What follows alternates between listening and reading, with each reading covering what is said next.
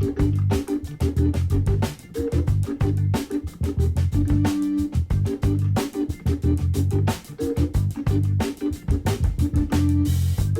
guys, welcome back to Planet Tyro. I'm your host Donald Wonder, and we're going to do some more TV talk. And you guys know I'm catching up on the more recent shows, especially the most highly acclaimed celebrated shows. And actually, this show was a show I really enjoyed on its first season run. It was absolutely fantastic. I'm speaking about Fargo season 1, and now I've just finished season 2, and I'm going to give you my thoughts on it. I don't really feel like I need to get into spoilers anyway, and this is going to be somewhat of a short review because Fargo is always a very simplistic story, but it's surrounded in this dark, violent, comedic universe that makes it a very unique entity. That's the best way I can put it. I had a lot of fun with season 2, but I'll come off right off the bat and say season 1 was pretty fucking stellar. It was such an unexpectedly well executed, fun, comedy, drama, crazy ride that I wasn't even expecting season 2 to live up to it. Actually, I was fearing season 2 would turn out like how True Detective season 2 completely fell off. This season 2 was not as stellar as the first season, but it was pretty good. And coming from the first season, there was a bit of hype because you already heard what this second season was going to be about, because in the first season, one of the main characters, the female cop's father, was talking about how back in the day, in the late 70s, there was this crazy crime that happened and the bodies were piling up. So this one is a prequel to the first series where it's set, 30 years before the first season, and this crazy thing goes on with this local mob gang and this city mob gang having a gang war, and how this couple get involved. And again, I'm not going to get into spoilers. I just want to say, let me start with the acting. The cast for this second season is really fun. Ted Danson, Kirsten Dunst, Patrick Wilson, my man Jesse from Breaking Bad and Friday Night Lights, Bokeem Woodbine. This cast was really good. They really did a good job.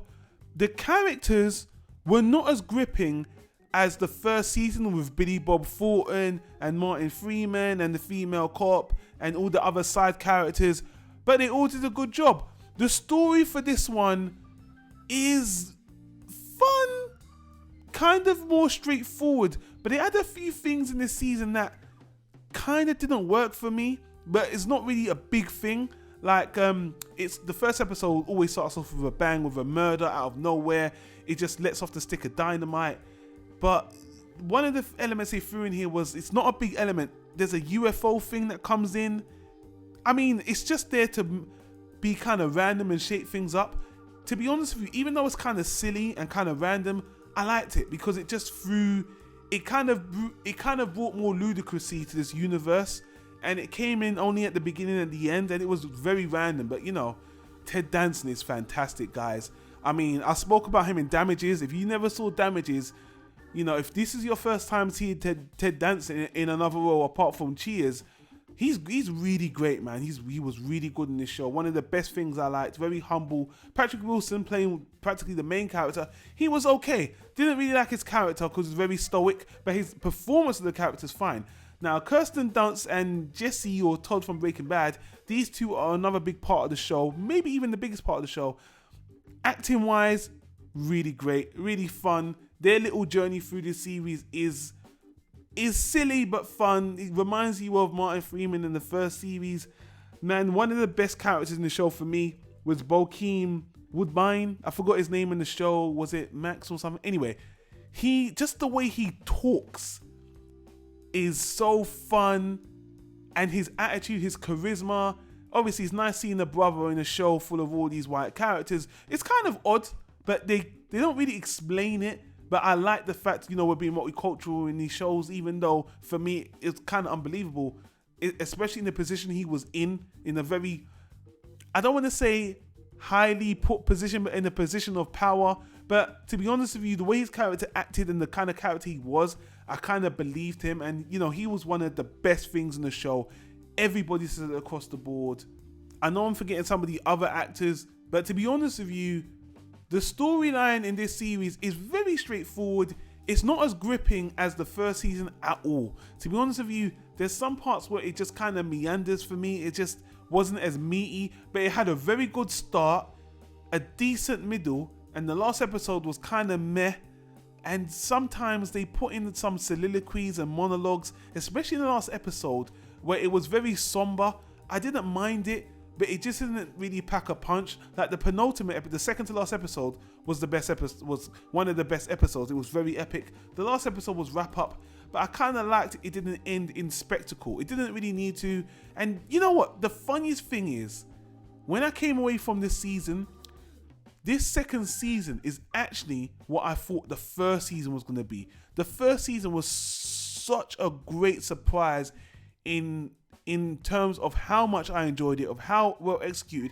This is a much more somber, simpler, straightforward. This is what I was expecting the first time. So for a second season, it's decent, but it's lacking. But it's not like True Detective Season 2, which completely dropped the ball. It's just a tier and a half down from the first season. So if the first season was like a high first class, this would be kind of nearly a low solid B. Still watchable. I still like the franchise. They've already greenlit a season 3, which apparently is going to be set in 2010. And the thing I like about Fargo, it's all related. They have a lot of fan service to the movie, to the previous series, so it's all kind of connected. But you kind of have to have a sharp eye. But the thing I like about this series is you don't need to watch any of the previous series to watch Fargo. You can watch season 1 on its own. You can watch season 2 on its own. I like the way it's built, and it's just fun.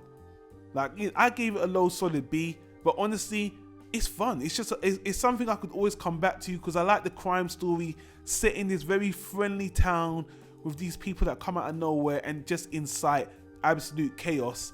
You know, I would say it's still worth a watch. I still enjoyed it. Not as good as the first season, but you know, that's it, guys. So let me know what you think. I know it's been a while since everyone's seen it, but if you're wondering, should I check out season 2? Not as good as season 1, but still worth a check. That's what I'd say. But you know what? Leave your comments in the comment section down below. Let me know let me know what you thought of Fargo season 2. Did you enjoy it more than season 1? Less? Whatever? I want to hear it. But anyway, guys, thanks for watching as we catch up on the TV shows. Hit that subscribe button for more content to your YouTube feed. On the right, you'll see all the annotations to the other stuff we do.